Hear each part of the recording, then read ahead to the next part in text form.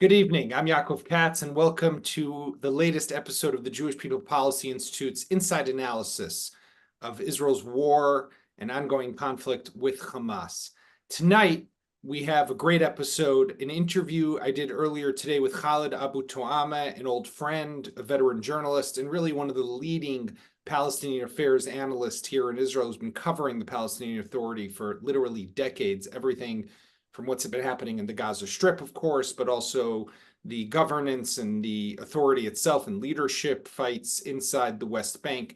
And we also will then have a panel with two of my JPPI colleagues, our Vice President Shuki Friedman, who's an expert on Islamic law and also served as a legal advisor to one of Israel's intelligence agencies back in the day. And we have Noah Slepkov, who's with us, a fellow at JPPI, our chief technological officer, and also someone who has done some extensive research on Palestinian public opinion. So we're going to be talking a lot about today's episode is on the Palestinians and what's happening inside Gaza, what's happening inside the West Bank, the assassination earlier this week that has been credited to Israel of Salah al-Aruri, the leader or the deputy head of Hamas based in Beirut and the leader of Hamas infrastructure and terror cells in the West Bank, a man with countless Israelis and their death on his hands.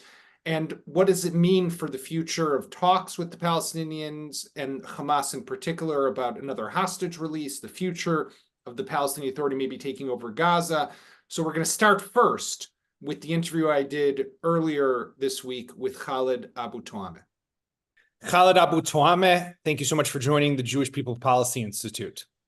Thank you. So there's a lot to talk about, and we're here. You're one of probably the more veteran Palestinian Affairs analysts that's out there and been writing for decades about Israel and the Palestinian Authority and relations and governance, of course, Gaza Strip, West Bank, etc. But I want to start, first of all, with the targeted killing of Salah al-Aruri in Beirut on Tuesday evening, deputy head of the political wing of Hamas, longtime Hamas member and terrorist.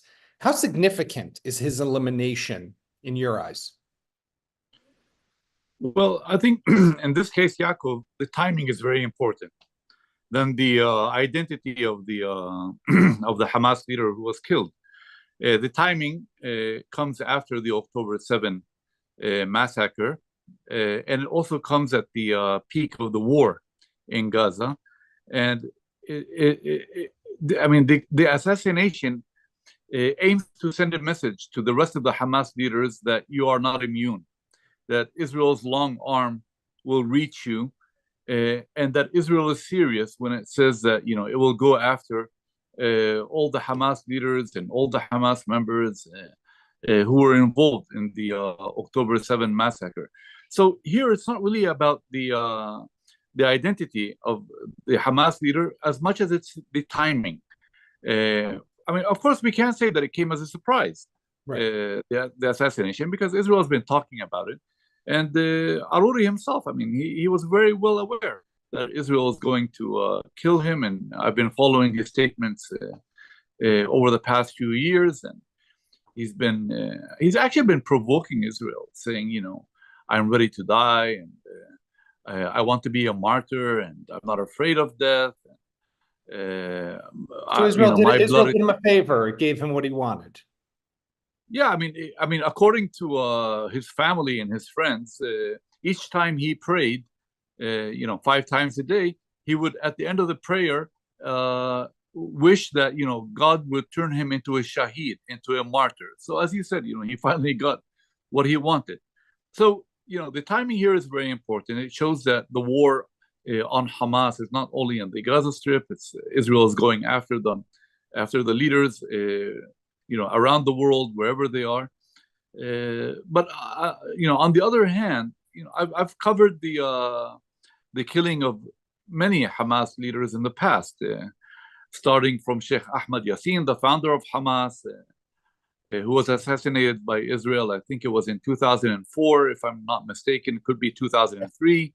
And a few weeks later, his successor, Abdulaziz Rantisi, and then Ibrahim al-Makadma, and then Salah Shhadeh. And, there's a very long list of Hamas leaders who were killed by Israel. The question we need to ask ourselves is, does this really affect Hamas? Does it, change Hamas's ideology? Does it change Hamas's resolve to continue the fight against Israel? Unfortunately, as we have seen from the experience of the past, it doesn't really change much. It's not that it deters, the Hamas leaders or the Hamas terrorists sitting in Gaza from carrying out attacks against Israel. Some people would actually argue that, these assassinations further embolden Hamas and incentivize them to continue with their attacks on Israel, because the way they see it is, all these leaders are in a way part of a project of martyrdom, and they are all, they can all be replaced. And we have seen in the past that, each time Israel gets rid of one of them, over. Exactly. Yeah, someone else, and note that this someone else is usually more extreme than his predecessor. Is it possible that the deal that has been stuck now for another hostage release might actually be expedited because the Hamas leaders who are overseas will see that their lives are on the line, and that it might be better in their interest to actually move a deal forward now that Aruri has been assassinated?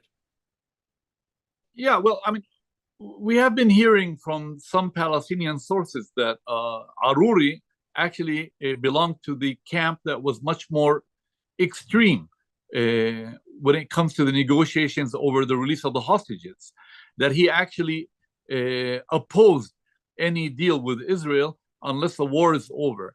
His position was we should not strike any deal with Israel unless, until the aggression, quote, unquote, on the Gaza Strip ends, while other Hamas leaders, and again, this is according to Palestinian sources, favored an agreement, even before the war ends. They did not they did not make the same demands that Aruri made. So there is this talk about the possibility that now that Aruri is gone, that this will facilitate a prisoner exchange deal with Israel. But we have to remember that at the end of the day, it's Yahya Sinwar, Muhammad Deif, and Marwan Isa, the three top Hamas commanders in the Gaza Strip, who will make the final decision. I don't think that these three sitting in Doha, Qatar, to tell them what to do. They will listen to them, but at the end of the day, they are the decision makers. It's all in their hands, and if they say no, then no one will, no other Hamas leader will be able to dictate to them or impose his will on them. A lot is being spoken about now, Khaled, about the day after scenario, what Israel will do when it de-escalates from the high intensity stage of the conflict to the low intensity stage of the conflict. Can the Palestinian Authority be reformed? Can it not? Who will take over? There's talk of Salam Fayyad, the great reformist, the former Palestinian prime minister who's been spending his last few years at Princeton University. What do you make of all these scenarios? No one knows how this military operation is going to end. No one knows if Hamas is going to stay there or not. Israel's declared goal is to remove Hamas from power or to destroy Hamas's military capabilities. So we need to wait and see. I don't think that you will see the Palestinian Authority or Salam Fayyad or Mohammed Dahlan or any other party rush to replace Hamas in the Gaza Strip as long as Hamas is still there. So a lot depends on the outcome of the Israeli operation in Gaza. I think that, the Palestinian Authority wants to be there. I think that other Palestinian players, such as, you mentioned Salam Fayyad, Mohammed Dahlan, they want to go there. But under what circumstances? They don't want to be seen as, entering Gaza on top of an Israeli tank, as they keep saying. They want, to enter Gaza in accordance with an international agreement. So they're all waiting. They're all waiting to see how the operation ends. If Hamas is still there, I don't see any of these players, rushing to replace Hamas. There's also a possibility, by the way, and I'm hearing this more and more, of local people in Gaza taking over. Some people are talking about local clans in Khan Yunis and Rafah and Gaza. But again, that depends on whether Hamas's military capabilities are completely destroyed, or whether Hamas ceases to exist as a governing body. So let's wait and see. But at the end of the day, the question is, who will be in control of security in Gaza? Can the Palestinian security forces, for example, enforce law and order over there? Can they rein in the Hamas and the Islamic Jihad and armed groups and all the other armed groups over there? That's the real question that needs to be asked. I don't think anyone has an answer, by the way. I look at the Palestinian Authority security forces in the West Bank, and I see that although they are conducting security coordination with Israel, on the other hand, they are very reluctant to crack down on, the gunmen in Jenin and Nablus and in other areas of the West Bank. Just yesterday, we had hundreds of gunmen taking to the streets of Jenin, of areas in Tulkarem. Talk about, the day after. There are many questions that need to be asked. And as I say, it's too early right now.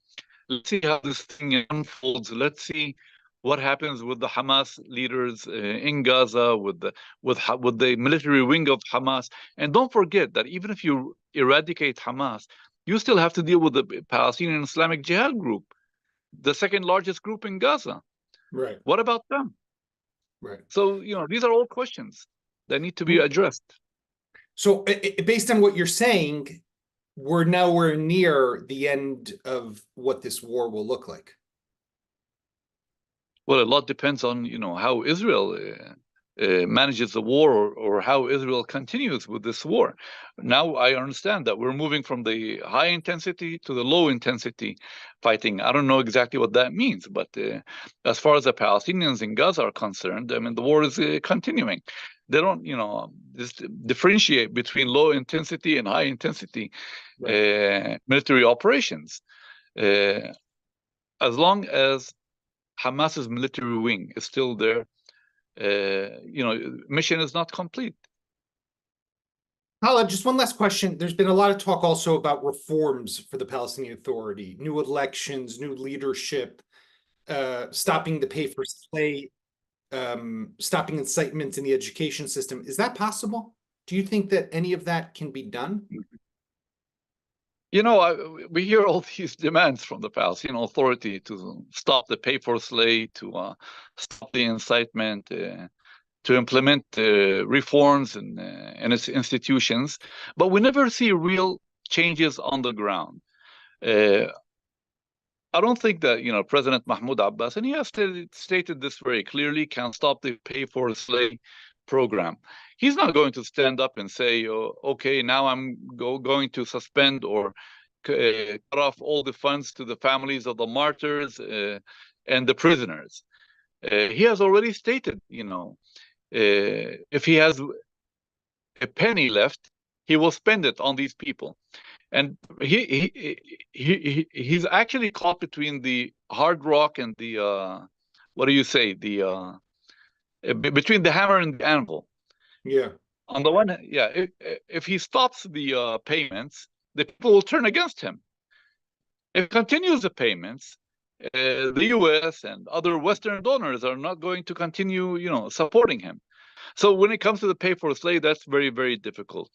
When it comes to the incitement, that's where I believe that the international community can play a role.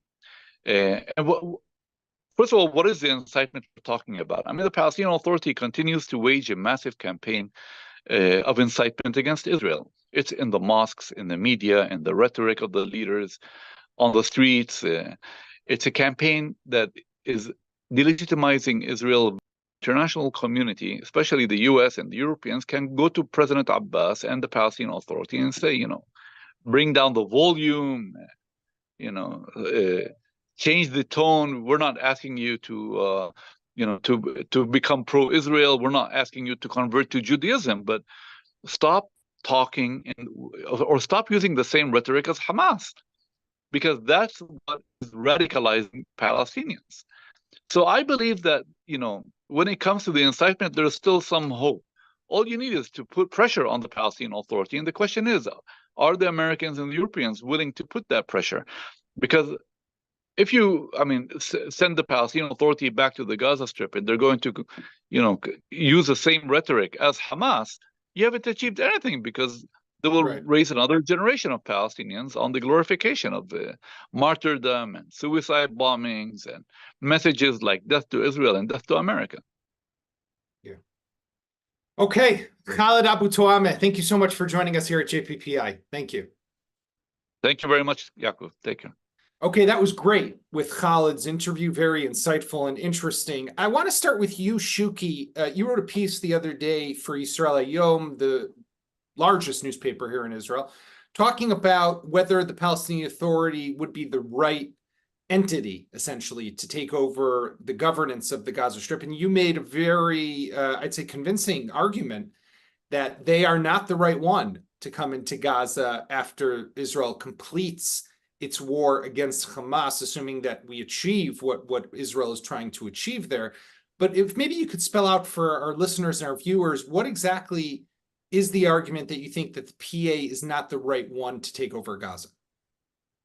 Good evening. Thank you very much, Yaakov, for inviting me. And I think if you look to the history of the Palestinian Authority, we're actually celebrating approximately 30 years for the Palestinian Authority, for the Oslo Accord.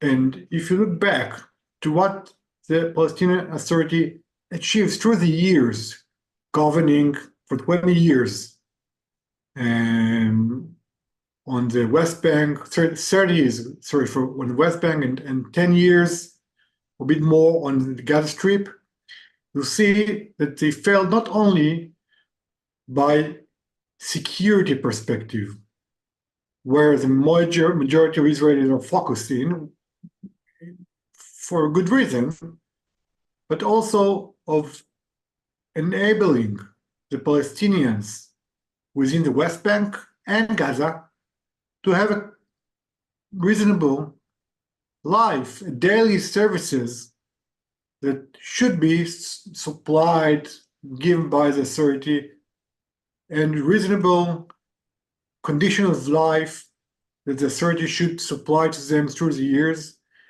And if you look at what they have done and the way they rolled the territories, you realize that they failed along the years, first of all, to make life in the West Bank and Gaza bearable, reasonable, not talking about prosperity, and secondly, to be an effective base for a future Palestinian state, which was the main purpose of the rationale of the Oslo Accord. So the failure from all perspectives, and this is why, and I assume Noach will elaborate on it, they enjoy approximately 2% of confidence from the population in West Bank. I mean, part of it also has to do, I understand the failure, right, of the Palestinian Authority, but we also can't ignore, when it comes to the Oslo Accords, that this was the policy that was embraced by Israel, and Israel has also not exactly succeeded in achieving the goal of the Oslo Accords, which was meant to lead to the establishment of a Palestinian state. So the blame, obviously, there's a lot that lies them, and I would argue more by them than by us, but we haven't exactly been perfect in abiding by what we were supposed to do as well, Shuki. Yeah, it's true. I mean, the Palestinian Authority work in the difficult conditions.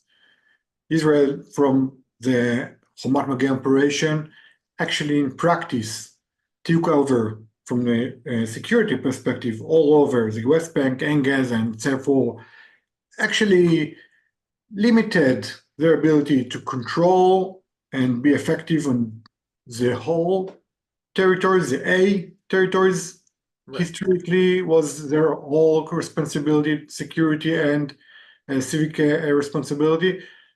So it's true, they didn't have a complete and perfect conditions to establish all this situation, but still, if you look at the history of the Israeli settlements before the establishment of the state and the Israeli Yishuv, where the Jews came over under the British mandate and built the future state bottom up.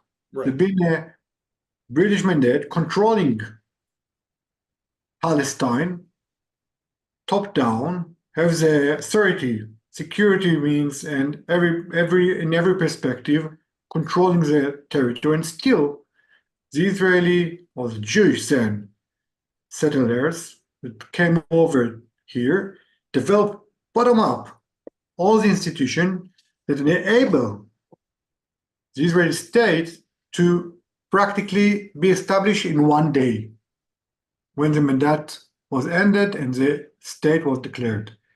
For 30 years, the Palestinians failed to do it. They didn't develop an effective legislation process. I think that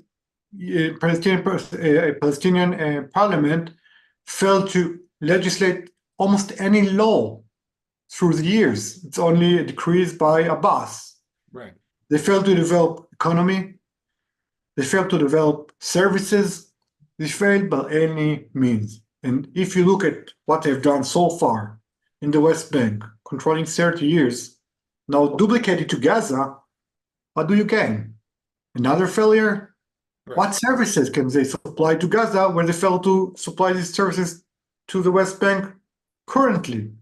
So if Israel wants prosperity in Gaza and want to reestablish or rebuild actually Gaza after the war, it should find a better partner and a better solution for the Palestinians to be able to enjoy a normal life. Very interesting. That's a good point, because they've always stuck to the top-down approach as opposed to focusing on the bottom-up. And I always say, as a joke, people can be very critical of the settler movement, right? But when you look at how many of these settlements were established, they went to a hill, they put a water tanker, or first they brought their sheep, then the water tank, then a caravan, then an electricity pole. And the next thing you know, it was what grew out to be a community. But you saw very much exactly what you're talking about, that DNA of starting from the bottom up, as opposed to just saying, oh, we need all the permits and the licenses to be able to build these towns. Noah, I want to move to you. You've been studying the Palestinian public opinion polls, many of them that have been conducted over the past decade. And I'm curious, because this ties also into what Shuki was talking about, which is just the basic capability to be able to govern, establish, and rule over their own people and a state, let's say. But is there any evidence that you saw that would suggest from the polls that the attacks of October 7th would have had the support of the average Palestinian in Gaza?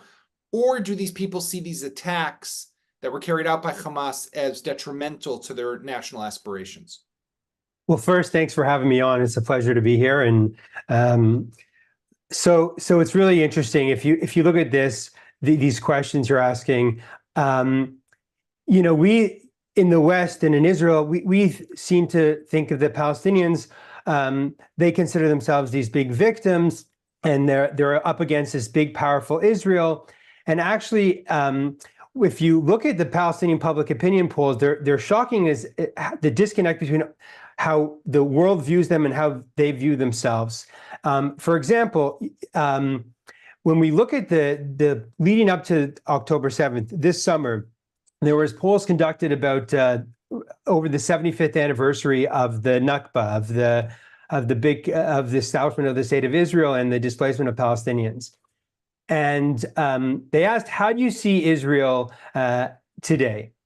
28% say it's the most powerful country, one of the most powerful countries economically and militarily. Only 28%. The same amount, 27%, say it's an ordinary small country.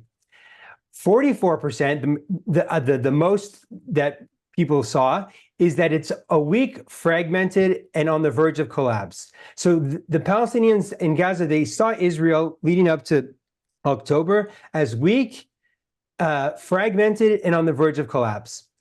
Also, they see that in the a real chance, the majority of them believe that they are going to be able to recover historic Palestine and return to their villages. A majority of them think that. And they asked... which never exist, by the way. And what's most interesting is they say that, do you think Israel will celebrate its 100th anniversary? This is the 75th anniversary of Israel. Do you think Israel will celebrate its 100th anniversary? No. A majority of them do not think Israel is going to live another 25 years, that it's on the verge of collapse. So, and it's not just a small majority. 67% of Palestinians in Gaza say that Israel's not going to last to the 100th, another 25 years. Okay? And then when it comes to this notion of attacking civilians, 70% of Palestinians in Gaza support the killing of Israeli civilians inside of Israel. And the question about, what's the best thing for the Palestinians to achieve their national aspirations? It is armed intifada and confrontation. And it's so funny that over the years, they were always asking this question, okay, now that negotiations are taking place, what do you think should be done concurrently to help with the Palestinian cause? The majority of them say armed conflict. Now that there's no negotiations taking place, what should be done? Armed conflict. No matter what the situation is, the solution is always armed conflict. So the Palestinians, according to the Palestinian public opinion polls, they support armed conflict against Israel. They support killing innocent or Israeli civilians inside of Israel.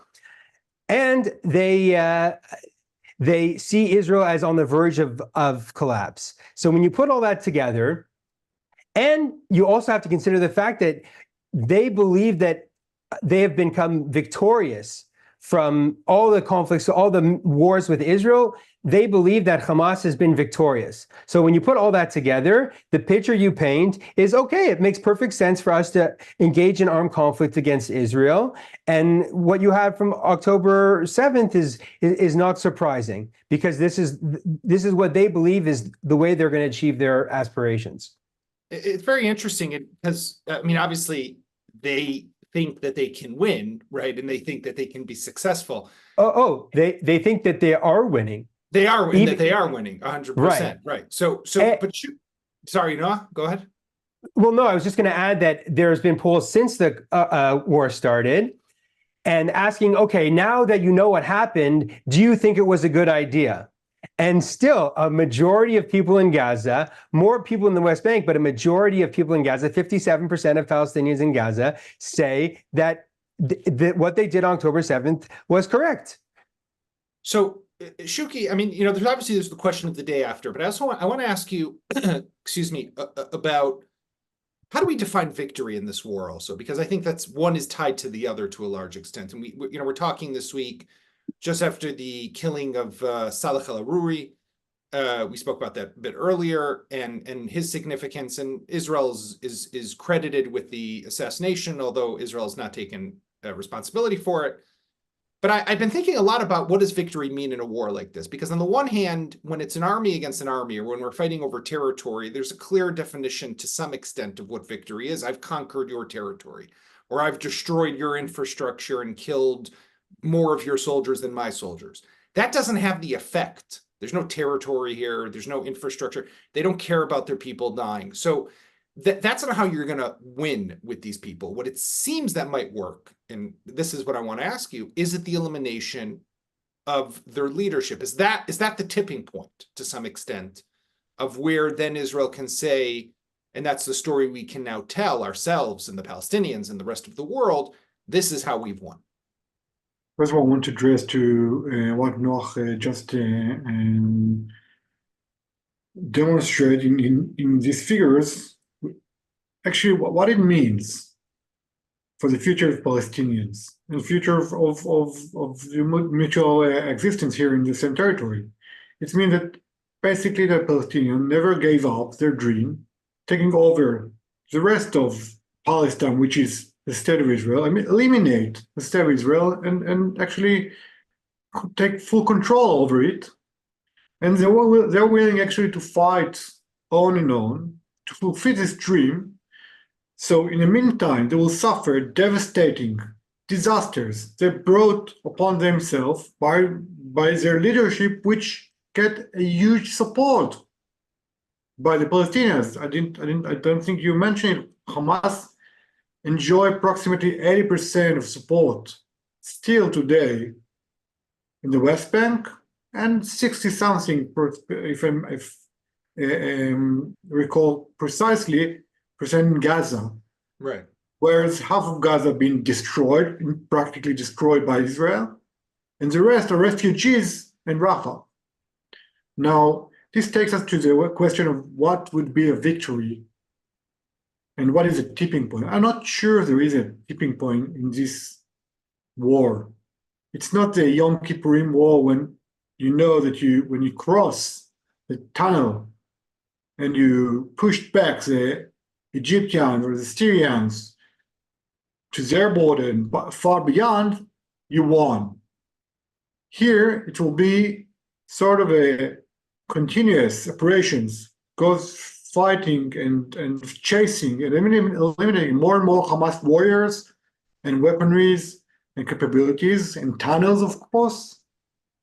And by the time when you're shrinking their capabilities of executing more operations that they're doing now, and realize that they actually wouldn't be able to gain more power in the near future, they wouldn't give up their dream to eliminate Israel, but at least would not have the ability to execute another massacre in the south or in the West Bank, which is another possibility. Right. So, I mean, it basically taking away that even not only the capability, but also to some extent the desire. It'd be interesting how that would change the public opinion polls. You know, another thing, Noah, that's interesting to think about is when we do think about the day after solution, right, or what that looks like to some extent, or the scenario. We know that the Biden administration, while we could talk about whether it's naive, it's realistic, it's grounded in reality or not, keeps talking about the two-state solution, right? And keeps, you see it in all their statements, whether it's Blinken's statements or Austin's statements, or even the president himself talking about how we have to leave open the possibility for a two-state solution. What's the Gazan feeling, or what are the people of Gaza saying about that? Well, first of all, it's important to note that most people in Gaza believe that Hamas is going to be governing Gaza after the conflict, after the war. In the months after the war, they believe 51% in Gaza believe Hamas is going to be governing. Only 38% want Hamas to be governing, but the difference is they want a unity government in Gaza without Abbas. So it's interesting. Not only do how popular they are, is they still think Hamas is going to be in charge of Gaza afterwards. Now, about the two-state solution. This is a question that's always asked, poll after poll. Do you support or oppose the solution based on two states? And an overwhelming majority now in Gaza, 70%, do not support a two-state solution. Why? Because they feel the biggest calamity that's happened in 75 years is the dismemberment of the West Bank and Gaza into two sections, and that it's no longer united. And what they want is to unite the West Bank and Gaza. Well, how do you unite the West Bank and Gaza? You eliminate Israel. And in all the polls about two-state solutions, because the Palestinians believe and have been educated to believe that they are going to end up taking over Israel, and there won't be a state of Israel. They just don't support a two-state solution. They don't support a one-state solution, and they certainly don't support some type of what the Israeli right wants, which is like giving Palestinian independence over a Israel security umbrella. They also don't want that. They don't want Israel to exist. That's ultimately where the problem lies. That this is an intractable conflict. They don't want us to be here, and we want to be here. I'm thinking as you're talking about connecting the West Bank and Gaza, I saw somewhere today that, I don't know if this is the right number, but someone was writing about how they found, if they thought before the war, there were maybe 150 to 200 kilometers of tunnels. Now they're talking about maybe 500 kilometers of tunnels. Now just think about, by the way, it's more than the entire underground of London. But if you took 500 kilometers of tunnels and you went from Gaza, they wouldn't even have to connect. They could connect Gaza to every single village in the West Bank, right? Would have a direct line from Gaza to that village potentially. So there goes the connection. I mean, they know how to build it if they were just wanted to build. If they wanted to, they could build a tunnel, an actual tunnel that's with proper infrastructure. If that was what they wanted, but. And the other thing I wanted to mention about when you were first talking to Shuki about building up a state, what was one of the lessons they learned from the Nakba 75 years ago? The need for building up armed capacity. They don't see state building as, oh, this is what we need to do. We need to build up our state. They see the most important lesson that they learned was they need to build up their military capacity. So when we look at Hamas and say, look, Hamas was in charge of Gaza for all these years, and what did they do? They just built tunnels underground, because this is what the Palestinians want. They want to build up the military capacity to destroy Israel. So Shuki, I mean, with all of what we just said, right, and also kind of how you were explaining the victory that might be here, the thought that I'm thinking about now is, and this might be a whole big conversation in of itself, but you have this specialty and you're very familiar with Islamic law, but this ideology, it can't be destroyed, right? And you can maybe weaken them to the point that they don't want to any longer fight at the same intensity, let's say, that they're fighting now. But essentially, is there no solution?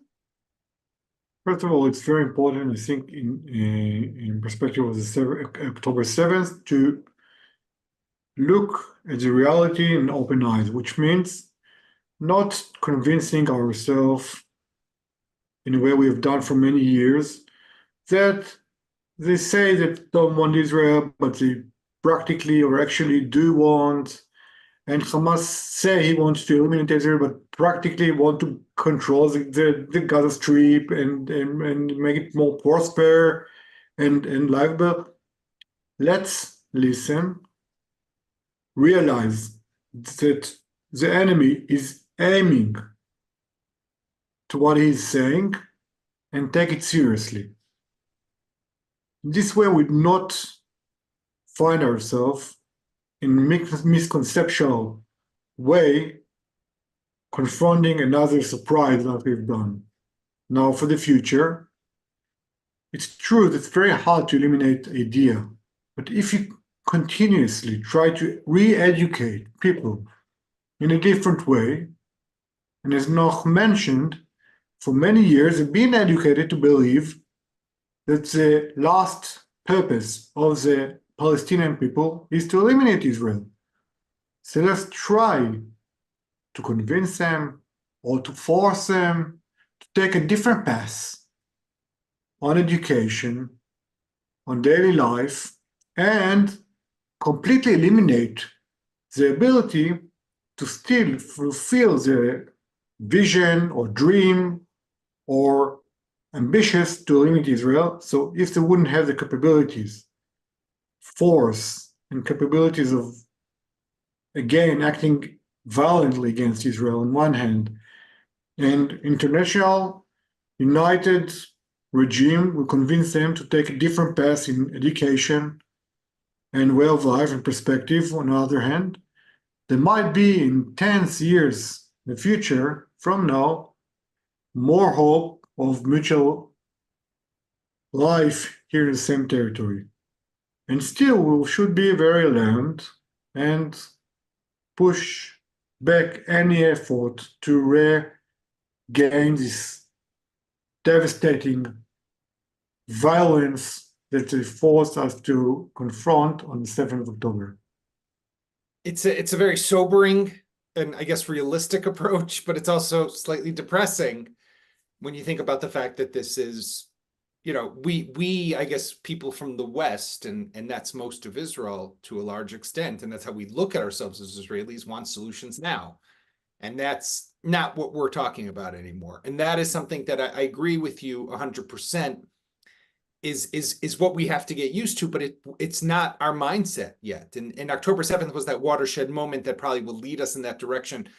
But we're not yet there. I want to thank both of you. I want to thank Noah. I want to thank Shuki. I want to thank Khaled and everyone else for joining us tonight. And to all our viewers and listeners, you can catch us every Monday and every Thursday for a JPPI Inside Analysis on YouTube, on podcast providers, wherever you get your podcasts. And in the meantime, we hope and pray for quiet and have a Shabbat Shalom. Thank you very much. Thank you very much.